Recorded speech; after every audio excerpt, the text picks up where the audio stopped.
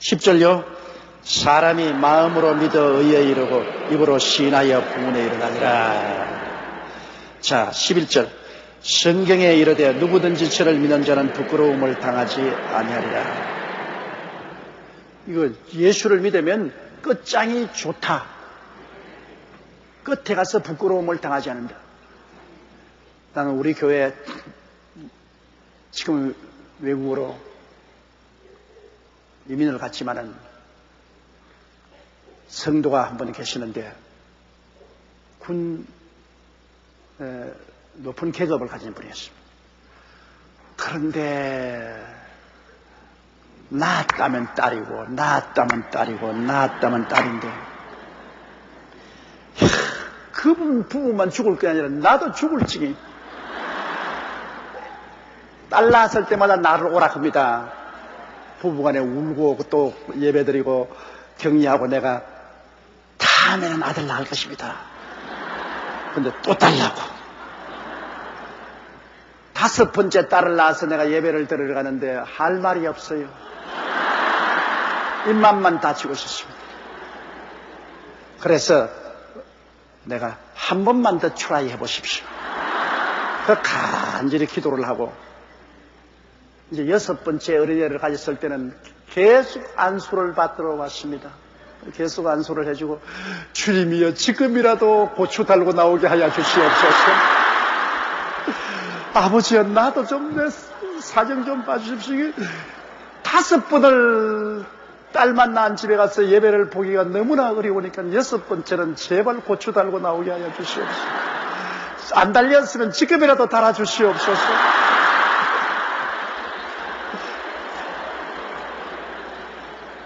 그런데 6번째 또 딸을 낳았어.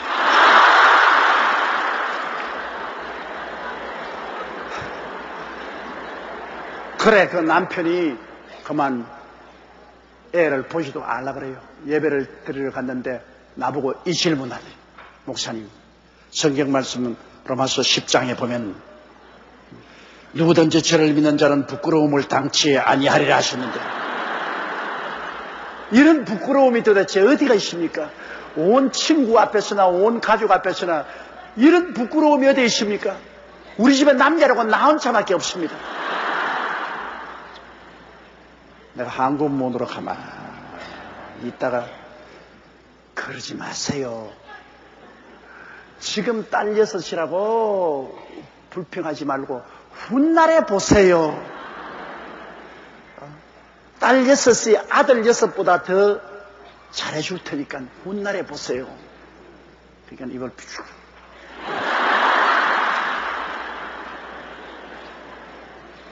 그런데 이제 외국에 가서 사시는데 딸들이 다 시집을 갔어요. 그 아버지 어머니를 딸들이 얼마나 잘 섬기는지 그 아버지 어머니가 임금같이 살아요. 요새 아들 낳았으면 임금같이 못 살아요. 전부 마누라에게 다 끌려가가지고서 큰 소리 못해요. 딸 6이가 다 남편이 벌어다 주는 곳에서 얼마씩 떼서 아버지 어머니에게 이렇게 주니까 아버지 어머니가 노후에 그냥 큰 소리하고 천천히 여행 다니고 희신낙나고 살아요. 여러분, 이 나이 먹은 부부를 보면 괴재재하게 오는 사람은 아들만 가진 사람.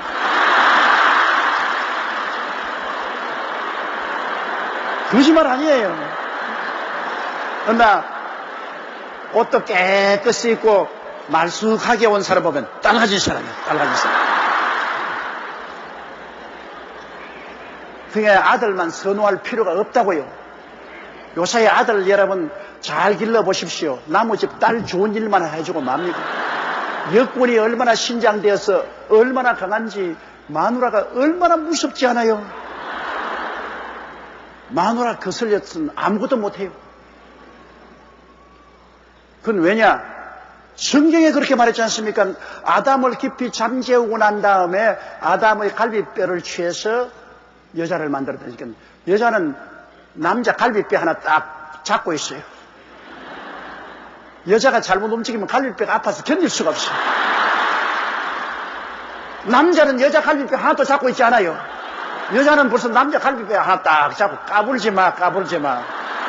내가 흔들면 너는 박살 나는 거야. 그러니 남자는 결혼하면 여자에게 갈비뼈 딱 잡혀가지고서 자 우리 친정으로 가. 그러면 그리 끌려가야 돼.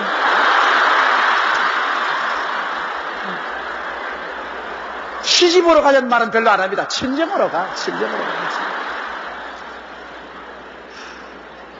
그러니까 아들 낳아봤자 요사이면 괜히 나무 딸 좋은 일만 시키고 마는 것이고 딸을 낳아놓으면 나무 아들 하나 끌고 들어와가지고서 집안일 다 돌봐주고 그런다고요.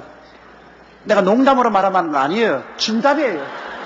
나도 이 강단에서 가면 말쑥하게 온 사람들은 딸 가진 사람이에요. 괜히 하고 와서 앉아있으면 그건 아들 가진 사람이에요.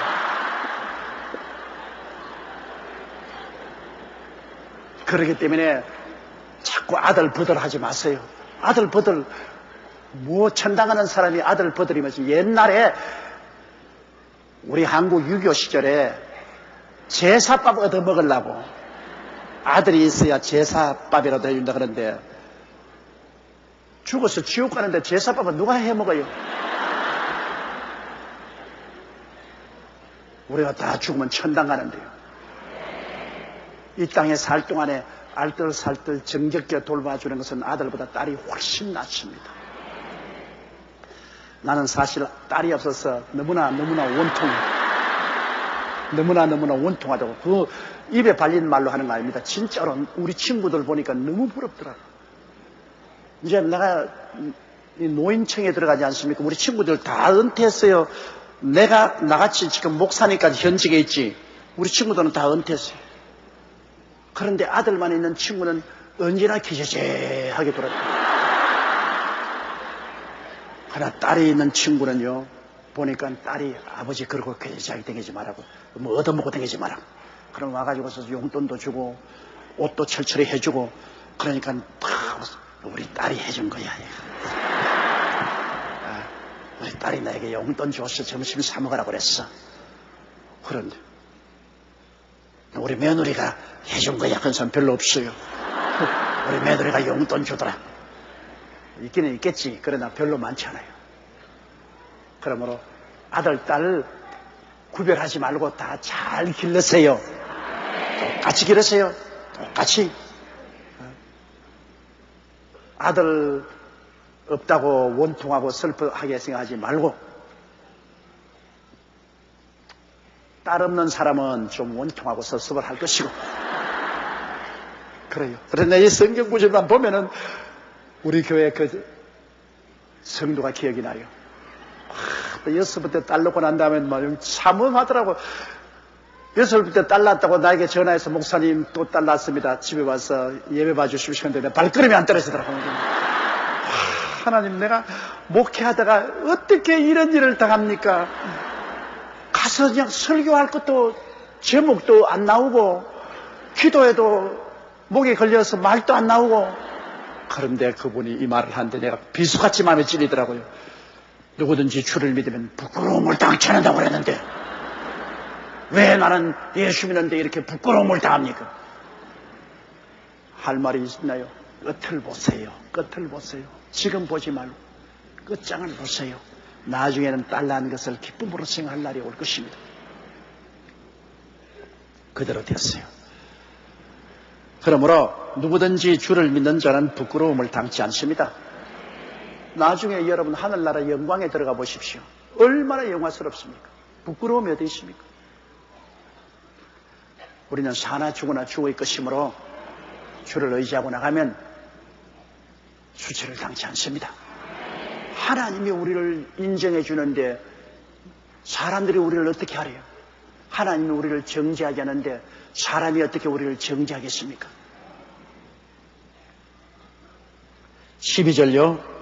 유대인이나 헬라인이나 차별이 없음이라 한 주께서 모든 사람의 주가 되사 저를 부르는 모든 사람에게 부유하시도다. 자, 주님이 혈통으로 태어난 유대인이냐, 하나님의 선민인 유대인이나 헬라인은 이방인입니다. 이방인이나 오늘날에 같은 차별이 없어요. 옛날에는 하나님이 유대인을 선민로 택해서 제사장국가로 세웠지만 유대인이 하나님을 반역하고 버렸습니다.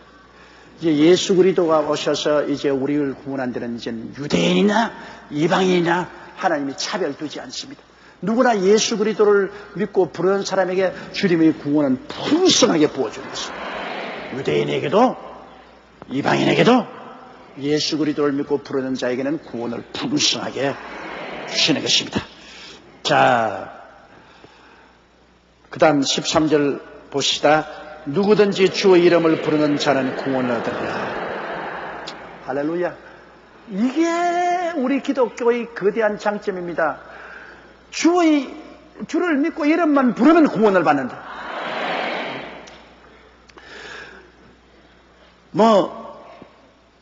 신앙적인 의식을 잘 집행해야 된다. 제사를 잘 드려야 된다.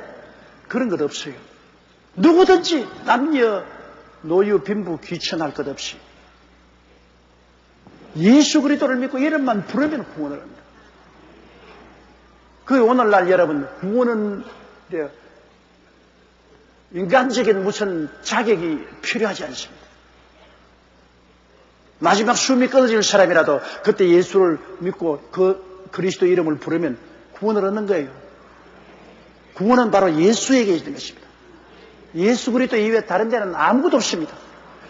어떠한 교파도 어떠한 교회도 구원은 되지 않습니다.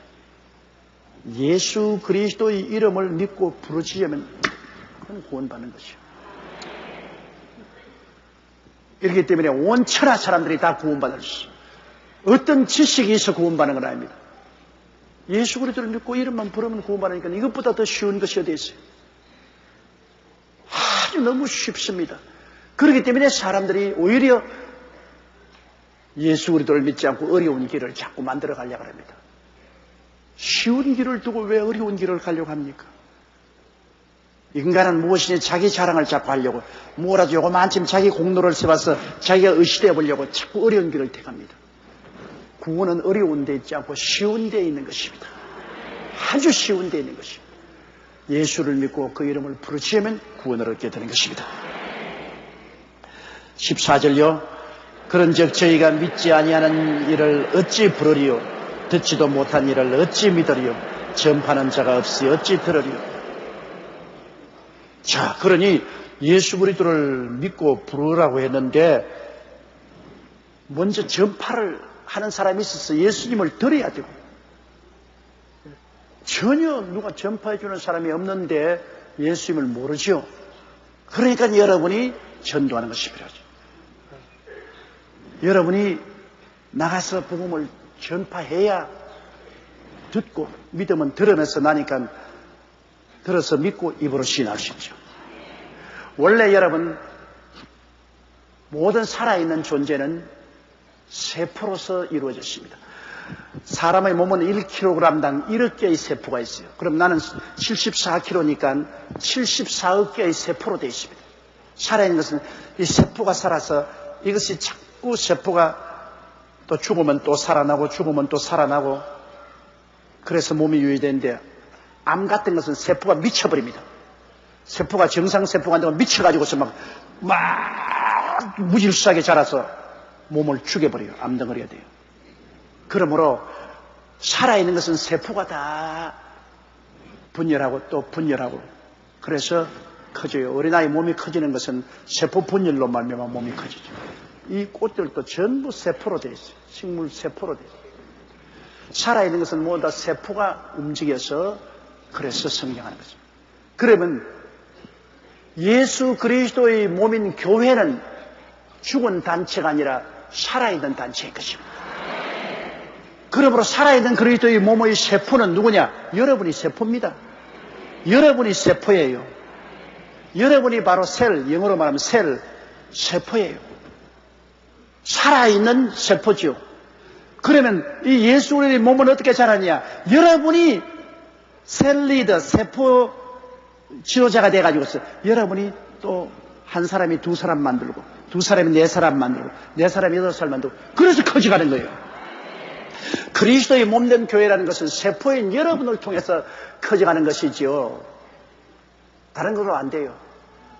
제가 제일 먼저 주장한 것이 평신도 운동으로서 세포로서 교회가 자란다고 1964년도 서대문 때부터 강하게 구역 조직을 해서 그것이 온 세계로 퍼져나갔는데, 세계에 나가서 구역이라는 말을 안 써요. 세포란, 셀이라는 말을 쓰지 구역이라는 말을 안 써요. 우리 한국에는 세포란 말이 별로 좋지가 않아서 내가 구역이라고 썼는데, 요번에 우리 교회에서 구역이라는 말을 바꾸는 이유는, 구역은 죽은 단체입니다. 살아있는 몸이 아니죠. 몸에는 구역이 있을 수가 없어요. 여러분 팔에 구역 있는 거 봤어요? 여러분 다리에 구역 있는 거 봤어요? 세포는 있죠. 구역은 없습니다. 구역이라는 것은, 구역이나 지역이라는 것은 세상적인 조직을 말하는 것이지 살아있는 몸을 말하지는 않습니다. 그렇기 때문에 제가 할 수 없이 세포란 말을 안 쓴 것은, 옛날에 공산당들이 세포 조직을 해가지고서 공산당을 넓혀갔기 때문에 그 응함이 좋지 못해서 그거를 못 쓰고 구역이라고 했는데, 그것은 하나님의 뜻에 합당하지 않았습니다. 물론 우리가 구역 조직을 통해서 교회가 왕성해 자랐지만 사실은 구역이 아니라 세포입니다. 구역은 살아있는 조직은 아닙니다. 지역 이름이지. 구역이나 지역 이름. 그러나 그리스도의 몸에는 구역이나 지역이 없습니다. 그건 땅을 말하지 살아있는 생명체를 말하시면, 이 구역, 저 지역, 그것은 생명이 없는 지리를 말하는 것이죠. 생명이 있는 것은 세포입니다. 그런데 세포라고 말하니까 또 어감이 좋지 않아서, 에야, 영어 그대로 쓰자. 셀. 한번 따라하면서, 셀. CELLL입니다. 셀. 그래서 세포, 여러분 한 사람 한 사람의 세포예요. 또 여러분이 다른 사람을 인도해서 세포를 분열을 시키면, 커지면 그 사람은 셀 지도자, 셀 리더입니다. 셀 리더. 그리고 좀 더 이제 옛날에 지역장으로서 구역장보다 하나 높아진 지역장은 선임 셀 리더. 좀 더 경험이 많고 더 지도력이 있으니까 선임 셀 리더. 선임 셀 리더. 이것이 이제는 진짜로 그리스도의 살아있는 몸에 있는 세포가 되는 것입니다. 사실은 오랫동안 그렇게 바꾸고 싶었지만은 제가 도저히 용기가 안 나서, 조용기가 용기가 안 나가지고서 그걸 못했는데, 이제는 서양 말을 많이 쓰지 않아요. 이제는 컴퓨터니 TV니 전자 레인지니 전부 영어를 많이 쓰잖아요. 옛날에는 영어를 별로 안 썼기 때문에 영어가 듣기가 거창스러웠는데, 이제는 다 세상에서 보통 영어가 우리 한국어 된 것이 얼마나 많으니까, 아예 교회에도 진짜 이미인 셀로 쓰자. 우리 성도들 좀 더 유식하게 문자도 좀 쓰도록 셀로 하자. 그래서 여러분, 저로부터 해서 여러분 모두 우리는 셀입니다. 그리스도의 몸을 이루는 셀입니다. 그리고 여러분이 전도해가지고서 2사람, 4사람을 하는 세포 분열, 셀 분열에 대해서 몸이 점점 커가는 것입니다. 그러므로 몸이 50kg 되는 사람은 50억 개의 셀이 있고, 몸이 60kg 된 사람은 60억 개, 74kg는 74억 개의 셀이 있는 것처럼, 교회가 성도가 70만이면 70만 셀이 있습니다. 80만이면 80만 셀이 있습니다. 그 세포가 자꾸 자라가야 합니다. 이번에 우리 교회 여러분 셀 리더들, 선임 셀 리더들, 여러분 세포가 전부 가만 혼자 있지 말고 활동을 해서 세포 분열을 해서 점점 늘어가서 예수 그리스도의 몸이 점점 커지고 왕성하게 되기를 주 이름으로 축원합니다. 할렐루야. 그러므로 보시면 셀 리더인 여러분이 전파해야 말을 듣고, 예수님 살아계시구나, 믿습니다, 구원을 받죠. 전파하는 사람이 없으면 누가 들으리요? 듣지 못하니 누가 믿으리요? 믿지 않은데 어떻게 입으로 시인하겠습니까? 그리고 그 다음 또 보면 아름답습니다. 15절요. 보내심을 받지 아니하시면 어찌 전파하리요? 기록된 바 아름답다 좋은 소식을 전하는 자들의 발이함 같으니라. 보내심을 받지 아니하시면, 여러분 우리들은 하나님의 보내심을 받은 사람들입니다.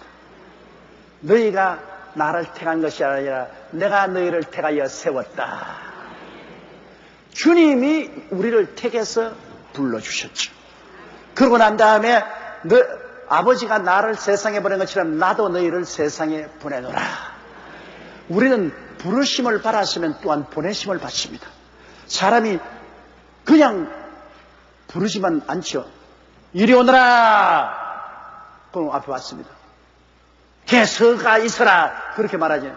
오너라 개서는 반드시 심부름을 시키기 위해서 오너라고 하는 것입니다. 그러니까 부르심을 받았으면 또 보내심을 받은 것입니다. 부르심만 받고서 서 있는 사람 없습니다. 아버지께서 여러분과 나를 하나님 백성으로 부르셨으면 그 다음에는 또 보내시는 것입니다. 세상에 나가서 하나님의 아들을 전파하라. 보내시는 것입니다. 우리는 나가서 세상 사람들을 구원하기 위해서 기도하고 전도하고 일하도록 부르심을 받고 보내심을 받은 사람인 것입니다. 그러므로 우리는 보통 사람 아니에요. 하나님 앞에서 소명을 가진 사람인 것입니다. 이 세상에 그냥 우연히 태어났다가 취생몽사하는 사람이 아니에요. 우리는 이 세상에서 할 일이 있는 사람입니다. 할 일 없는 사람 그저 왔다 갔다 시간을 소모하지만은 우리는 할 일이 있는 사람이에요. 하나님이 부르셨고 하나님이 그리스도를 전하기 위해서 보내심을 받은 우리는 세포들이에요. 셀이요. 우리 몸에 있는 모든 기관들은 다 셀인데 할 일이 있어요. 심장은 피를 뿜어내는 할 일, 위장은 죽을 만들고, 대소장은 양분을 빨아들이고, 머리는 생각하고, 다 할 일이 있어요. 여러분 다 할 일이 있어요.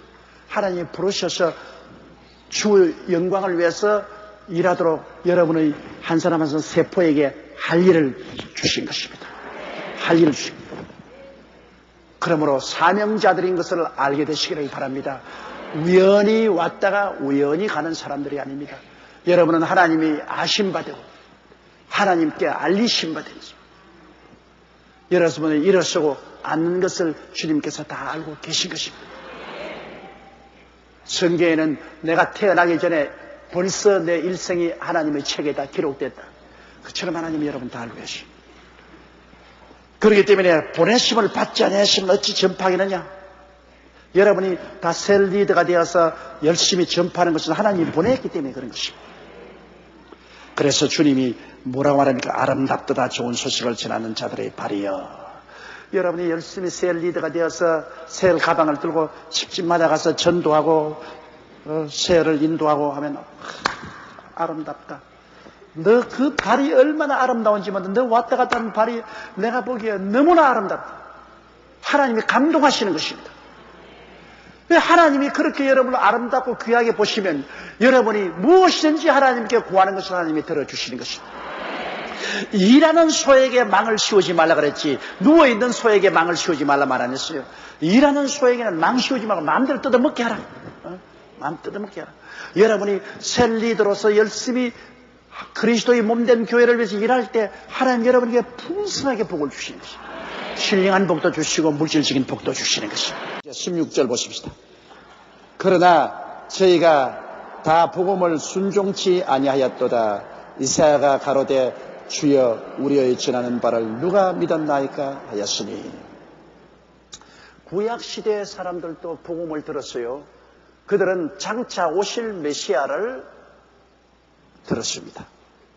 그래서 장차 오실 메시아를 상징하기 위해서 그분이 오면 십자가에서 어떻게 할 것인가 알려주기 위해서 속죄 제사, 죄 지으면 짐승을 잡아서 속죄, 피를 흘려서 제단에 뿌리고 태우는 속죄 제사, 그다음 자기 개인적인 인간과 인간대의 죄를 지는 속건 제사, 그다음 화목 제사, 감사 제사, 그다음 매일매일 예배와 찬미를 드리는 번제, 짐승을 잡아서 죽여서 피를 흘릴 때마다 장차 메시아가 와서 우리를 위해서 우리 죄와 불의와 추악을 대신 짊어지고 우리의 예배와 찬송이 될 것을 늘 보여주는 그 복음을 전파했어요. 구약에는 이 짐승을 잡아서 제물로 드리는 상징을 통해서 하나님의 아들 예수님이 우리의 어린 양의 제물이 되어 우리 구원할 것을 했지만은 이스라엘 백성이 믿었나요?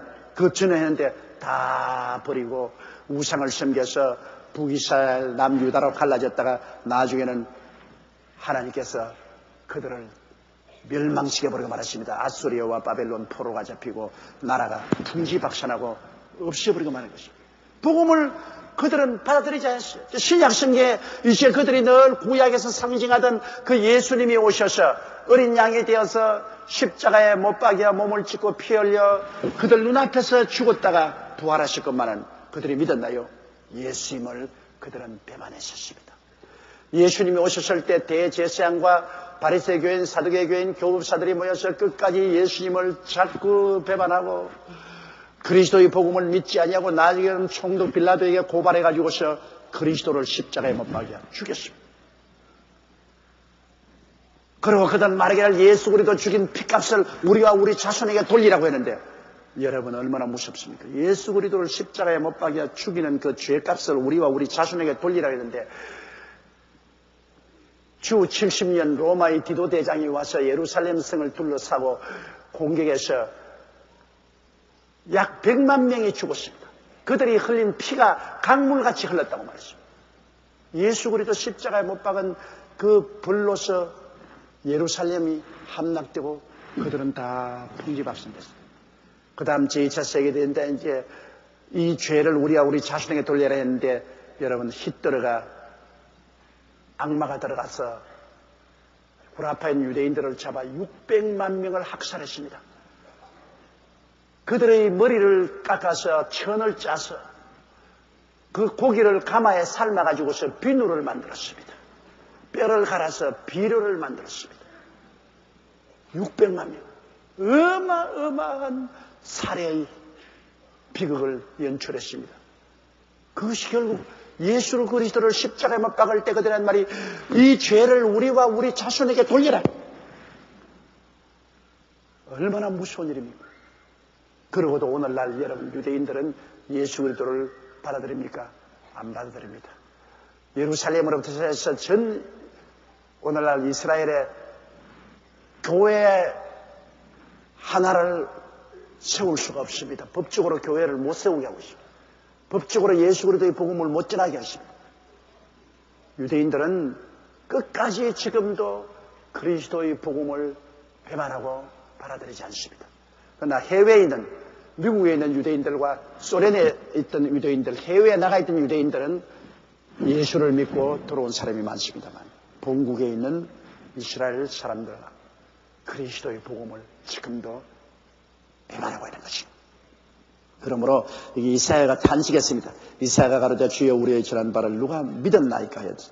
17절요. 그러므로 믿음은 들음에서 나며 들음은 그리스도의 말씀으로 말미암으니라. 믿음은 좌우간 예수 그리스도의 말씀을 들어야 돼요. 안 듣고야 믿을 수가 없지요. 들어야 믿지요. 여러분 하나님은 오늘날 눈으로 안 보이지 않아요. 예수님도 우리 손으로 만질 수 없잖아요. 하나님 아버지와 예수님이 어디에 계시냐? 말씀 안에 계신 것입니다. 하나님은 말씀이십니다. 여러분 하나님께서 호렙산에서 가시 있는 불길 가운데 모세에게 나타나실 때 하나님이 형상으로 나타난 건 아닙니다. 말씀으로 나타나셨습니다. 모세야, 모세야, 너가 쓴 곳은 거룩하니 신발을 벗어라. 모세가 내내 불꽃 가운데서 하나님 만난 것은 말씀을 만났지 직접 하나님을 만나지 못했습니다. 하나님은 말씀으로 우리에게 다가오는 것입니다. 그 말씀이 육신이 된 것이 예수님인 것입니다. 신약시대 33년 동안 짧은 세월 동안 하나님의 말씀이 우리 눈에 보였습니다. 하나님이 말씀인데 말씀이 우리 눈에 보였습니다. 그건 예수님이 바로 말씀이 육신이 되어서 우리 가운데 거하셨습니다. 그래서 하나님 말씀이 어떤 것인지 보았어요. 예수님을 통해서 나오는 말씀은 바로 하나님 말씀이고 예수님 자체가 하나님 말씀이니 하나님 말씀이 뭐라는가 가만히 보니까 하나님의 말씀이 죄인을 용서하고 구원하고 하나님 말씀이 병든 자를 고치고 하나님 말씀이 내가 귀신을 쫓아내고 배고픈 사람 먹이고 풍랑만한 사람 잠잠케 하고 죽은 사람 살리고 옳지거니 하나님 말씀은 사람들에게 생명을 주되 풍성히 주시는 말씀이시구나. 마귀가 오는 것은 부적절하고 죽이고 멸망시키는 것뿐이지만은 하나님의 말씀은 생명을 주되 풍성히 주는 말씀입니다. 그러므로 여러분, 오늘날도 우리는 여러분 하나님을 찾으려고 하늘나라에 올라가지 마세요. 예수님을 죽은 자 가운데서 불러일으키려고 만나려고 저 음부까지 내려가려고 하지 마세요. 말씀이 여기 있습니다. 우리 가까이. 이 말씀 속에 하나님이 계시고 예수님이 계십니다. 저는 말씀이 얼마나 고맙고 감사한지 말로 다 알 수 없어요. 말씀이 너무나 감사해요. 목회하는 가정에서 여러 가지 시험과 환난과 고통이 많이 다가오고 답답할 때 말씀을 찾아갑니다. 하나님 말씀 시편 91편에 보면 하나님은 나의 피난처여 나의 요새여 나의 이래하는 하나님이야. 하나님이 나의 피난처여 나의 요새여 나의 이래하는 하나님이니 이는 제가 너를 새 사냥꾼의 올무에서와 극한 연병에서 건지실 것입니다. 새가 오는데 사냥꾼이 그물 치려고 기다리면 뭣도 모르고 새가 와서 그물에 철렁거리고 감처럼 몰려있으면 툭툭툭툭 잡아서 가고 속에 집어넣잖아요. 오늘날 원수들이 우리를 새 사냥꾼의 그물처럼 쳐놓고 잡으려고 할 때 하나님이 미리 오셔서 새 사냥꾼의 올무에서와 우리를 파멸하는 극한 연병에서 건져내시게 되십니다. 그런 하나님 어디서 찾습니까? 말씀 속에서 찾습니다. 나는 그 말씀 속에서 하나님을 봐요.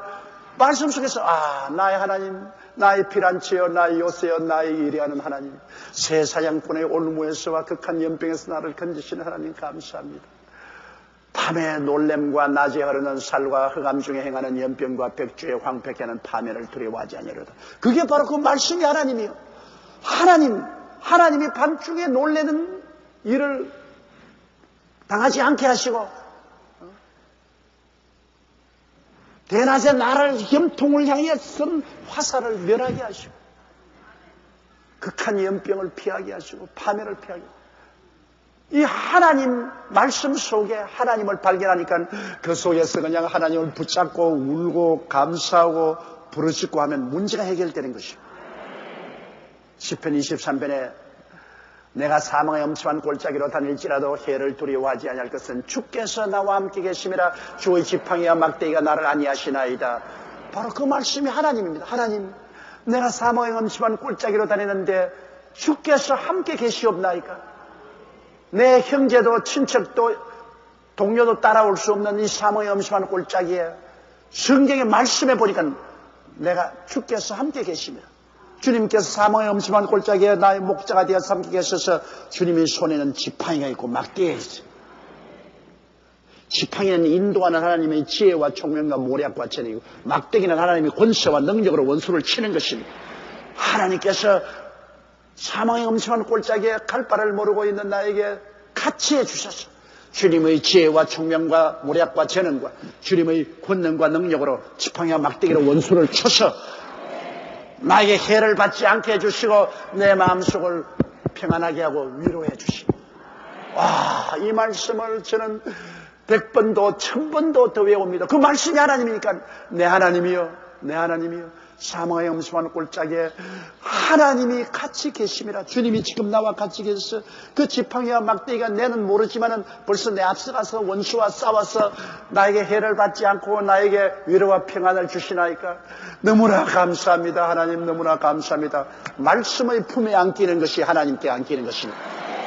말씀을 떠나서 하나님을 어떻게 알아요? 말씀의 품에 안기세요. 말씀의 품에 여러분 자신을 던지세요. 원수가 이를 갈고 달라들어오면 나는 말씀의 품에 안깁니다. 주께서 원수의 목전에서 내게 상을 베푸시며 기름으로 내 머리에 바르셨으니 내 잔이 넘치나이다. 그 말씀의 품에 안기는 겁니다. 하나님, 원수가 오면 내 앞에 진수성찬 차려서 먹게 하여 주시고 나로 원수보다 성하게 만들어 주셔서 영광스러운 기름 부어주시고 결국에는 승리의 잔이 넘치게 해주시지 않습니까? 아버지여, 나는 이 말씀의 품에 안깁니다. 할렐루야. 말씀이 하나님이신 것입니다. 말씀 이외에 다른 데 하나님을 찾아가려고 하지 마십시오. 오늘날에는 말씀을 통해서 하나님이 여러분을 만나주시고 승리해 주시는 것입니다. 그러므로 성경 창세기부터 요한계시록까지 말씀을 읽으면서 그 말씀의 품에 푹 안겨요. 눈에는 아무 증거 안 보이고 귀에는 아무 소리 안 들리고 손에는 잡히는 것 없을지라도 내가 길치를 같이 열두올지라도 말씀이 있습니다. 내 부모는 나를 버릴지라도, 내 형제, 일가, 친척, 동료가 다 나를 떠날지라도 나는 내가 의지하고 그 품에 안길 말씀이 있습니다. 말씀을 찾아가십시오. 그리고 말씀의 품에 안기면 말씀은 절대로 여러분을 배척하지 않습니다. 저 하늘이 무너지고 이 땅이 꺼져도 하나님 말씀은 1.1핵도 변하지 않습니다. 말씀에 서십시오. 우리가 말씀을 가지고 있다는 것이 얼마나 큰 축복인지 형언할 수 없습니다. 세상 사람은 말씀이 없잖아요. 말씀이 없어요. 세상에서 시험과 환난과 고통을 당해도 품에 안길 말씀이 없어요. 천인이 내 곁에서 만인이 내 우편에서 넘어지나 이 재앙이 내게 가까이 오지 못하리니 이는 내가 야훼를 나의 피난처라고 일컬었습니다. 안 믿는 사람은 천인이 그리고 만인이 넘어지는데 나는 왜 안 넘어지나? 말씀의 품에 안겼기 때문인 것입니다. 그러므로 믿음은 들음에서 나며 들음은 그리스도의 말씀으로 말미암았습니다. 말씀, 첫째도 말씀, 둘째도 말씀, 셋째도 말씀입니다. 말씀 내놓고 무슨 자꾸 환상이나 보려고 꿈이나 꾸려고 하지 마십시오. 환상과 꿈이 아무리 좋아도 말씀에 어긋나면 아무 소용이 없습니다. 여러분, 말씀의 가치가 100이라면 환상과 꿈의 가치는 하나밖에 안 됩니다. 그러므로 환상과 꿈 보았다고 좋아하지 마세요. 별 볼 일 없어요. 말씀이 제일인 것입니다. 환상과 꿈은 날아가 버려도 말씀은 날아가지 않아요. 만세반석이요. 말씀을 흔들 적 없습니다. 그러므로 말씀을 읽으면 마음에 품에 안기면 마음에 믿음이 생겨요. 믿습니다. 눈에 아무 증거 안 보이고 귀에는 아무 소리 안 들리고 손에 잡히는 것 없이도 믿습니다. 모든 것이 합동하여 선을 이룰 줄 믿습니다. 승리가 올 줄 믿습니다. 축복으로 변할 줄 믿습니다. 우리가 소망을 가질 수 있는 것은 말씀이 있기 때문이고 낙관적이 될 수 있는 것은 말씀이 있기 때문이고 긍정적이고 적극적이 될 수 있는 것도 말씀이 있기 때문인 것입니다. 그러므로 우리가 셀 미팅에 모여가지고서 말씀을 공부하는 건 얼마나 좋습니다. 말씀을 공부하고 셀에서 5가정, 10가정 모여서 예배드리고 감사하고 그 말씀의 품에 푹 안겨서 집으로 돌아갑니다. 돌아갈 때, 올 때는 의심이 꽉 들어갔습니다. 돌아갈 때는 말씀의 품에 안겨서 믿음이 돌아가면 성경 뭐라 합니까? 내 믿음대로 될지어다. 의심하라고 올 때는 하나님이 역사 안 하죠. 의심하고 오는데 왜 역사해요? 베드로가 믿음대로 할 때는 물으로 걸었으나 의심할 때는 물에 빠져버립니다. 내가 말씀을 나누고 말씀의 품에 안기면 믿음이 마음에 싹 들어오면 믿습니다. 살든지 죽든지 흥하든지 망하든지 싸우든지 쎄하든지 주님께 내가 맡기고 믿습니다. 주님이 보지 않냐 웃으시면서 그래 내 믿은 대로 될지어다. 그대로 되는 거예요. 그러니 살든지 죽든지 말씀을 우리가 전파해야 돼요. 사람들이 말씀을 받아들이면 주님의 품에 안기게 되는 것입니다. 여러분이 말씀을 증거하고 여러분 자신도 말씀의 품에 안기면 믿음의 역사가 일어나게 되는 것입니다. 18절요. 그러나 내가 말하노니 저희가 듣지 아니하였느뇨? 그렇지 아니하다. 그 소리가 온 땅에 퍼졌고 그 말씀이 땅끝까지 이르렀다 하였느니라. 사람들은 나는 말씀을 못 들어서 나는 예수 못 믿었다. 그렇게 변명할 수 없는 것은 오늘날 여러분 우리나라도 보십시오. 우리나라도 기독교 방송, 극동방송, 아시아 방송을 통해서 온 한국 전체에 그리스도의 복음이 24시간 전파되고 있죠. 한국에 5만 교회가 있어서 내내 복음 전파되고 있죠. 복음 실은 국민 일부가 있어가지고서 일간 신문으로서 나가서 늘 복음 싣고 돌아다니죠.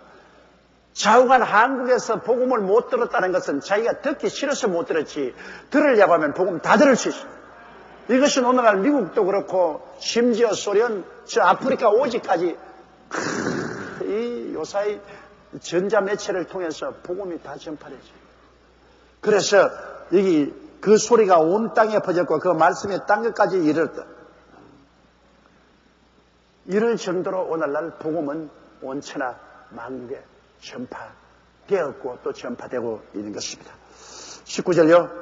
그러나 내가 말하노니 이스라엘이 알지 못하느뇨. 먼저 모세가 이르되 내가 백성 아닌 자로서 너희를 시기나게 하여 미련한 백성으로 너를 노엽게 하리라 하였고. 자, 그러나 내가 말하는 이스라엘이 알지 못했뇨. 이스라엘이 아무리 복음을 전해도 고집을 부르고 안 듣기 때문에 이제 하나님께서 이스라엘에게 질투와 시기 나게 하는 것입니다. 자기들이 선민이요, 자기들이 믿었던 하나님, 자기들만의 독점물이라고 알던 그 하나님이 이제 이방인들에게 전파되어서 자기 나라보다도 이방인이 더 하나님을 잘 섬겨요. 여러분, 우리나라도 그렇지 않습니까? 하나님께서 이스라엘을 시기 나게 하기 위해서 이 극동아시아에 있는 우리 한국 나라에 하나님께 찾아온 거예요. 우리가 하나님 오시라고 한 적 없어요. 우리 하나님 몰랐어요. 우리는 아무것도 모르고 지냈어요. 그런데도 불구하고 하나님께서 우리나라에 1860년대에 영국의 토마스 선교사가 중국에서 출발한 미국 상선에 성경을 많이 싣고 배가 닿는 곳마다 성경을 500권 이상씩 주며 전도하다가 대동강변에 와서 한국 정부에게 잡혀가지고서 모래바닥에 꿇어앉혀놓고 한국 병사가 그 목을 쳤습니다. 목을 딱 쳤는데 목 없는 이 목줄기에서 피가 솟아나면서 예수 예수 예수. 그리고 그 성경이 물에 떠내려갔는데 나무꾼들이 그 성경을 주워가지고서 중이니까 도배를 해놓고 집에 가서 도배를 해놓고 비 오는 날 가만히 누워서 도배 안에 읽어보니까 이것 봐라 이거 하나님 말씀 아닌가.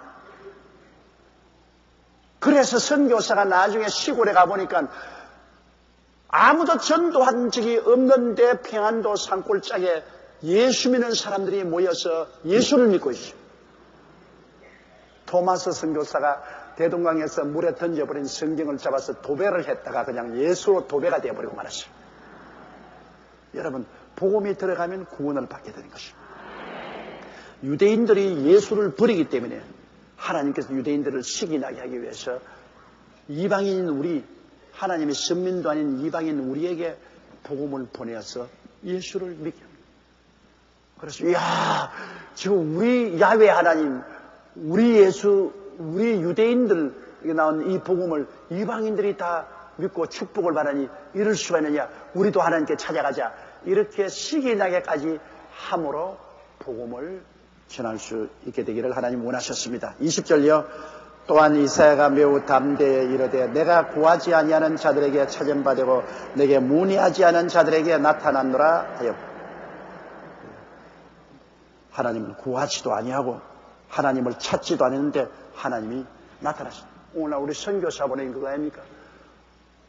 사람들이 예수 안 믿으려고 하고 선교사 오면 박대하고 해도 선교사가 찾아가는 이유는 선교사가 뭐 자기 스스로 가나요? 하나님이 보내셔서 갔지.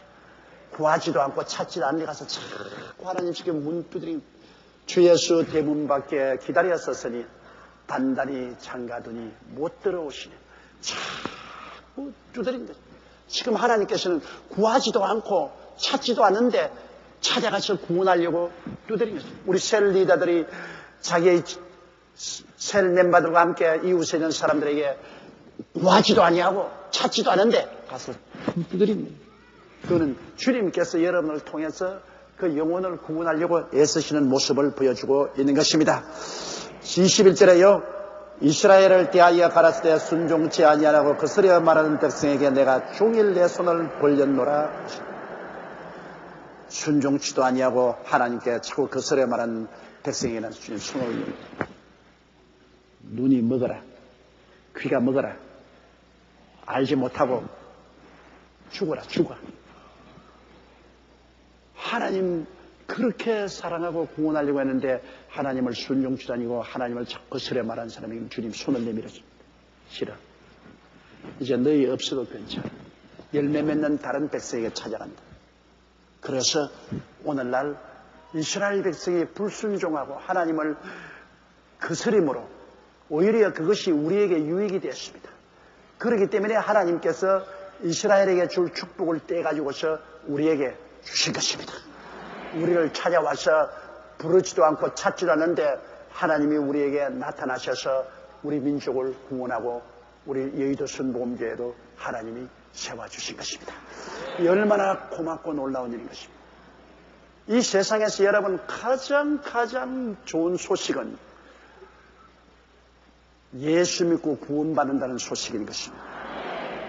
세상의 부귀 영화 공명은 잠시 있다 사라지는 것입니다. 잠시 사라져.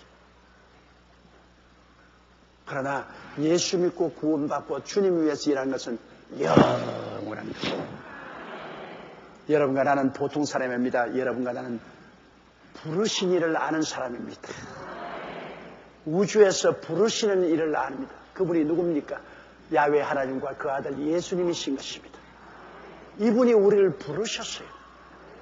당신은 누굽니까? 그러면 김상팔입니다. 그렇게 하지 말고 나는 야훼 하나님과 예수님이 부르신 사람입니다. 당신은 뭐합니까? 농사 짓습니다. 그렇지 않으면 화훼 사업을 합니다. 장사합니다. 그런 소리 하지 말고 보내심을 받은 사람입니다. 부르신 그이가 나를 보내셨습니다. 뭐라로 보내세요? 기쁜 소식을 전하라고 보내십니다. 예수 믿고 구원받으라고요. 이 소식 전하라고 보내신 것입니다. 하나님께서 여러분을 부르시고 그 다음 여러분을 보내실 때는 여러분에게 은사를 주어서 보내시는 것입니다. 아무것도 없이 보내는 거 아니에요. 여러분 성령의 은사를 주어서 보내는 거예요.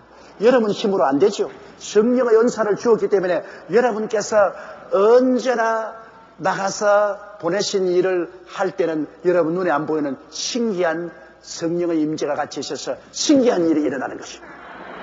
신기한 일이는 그리스도의 복음은 언제나 신기한 일이 있다는 것이 복음인 것입니다.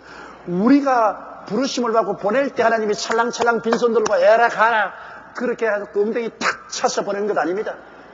여러분과 나를 부르셔서는 하나님께서 보혈로 씻으시고 말씀 주시고 성령 주시고 은혜 주시고 축복 주시고 난 다음 보내실 때는 성령의 기름 부으심을 부어서 그 성령의 역사는 사람 눈에 안 보이죠. 안 보이지만 성령의 영광이 여러분과 같이 해서 같이 간다습니다. 절대로 혼자 가지 않아요. 가는 곳마다 성령이 같이 가요. 기도할 때 성령이 함께 기도하죠. 전도할 때 성령이 함께 전도. 병자에 기도할 때 성령이 함께 역사. 귀신 쫓아할 때 성령이 함께 역사하고 여러분을 통해서 하나님의 제4차원적 기적의 역사가 나라는 것은 여러분은 보내심을 받을 때 그냥 빈손 들고 보내심을 받은 것이 아니라 성령의 은사를 가지고 보내심을 받은 것입니다.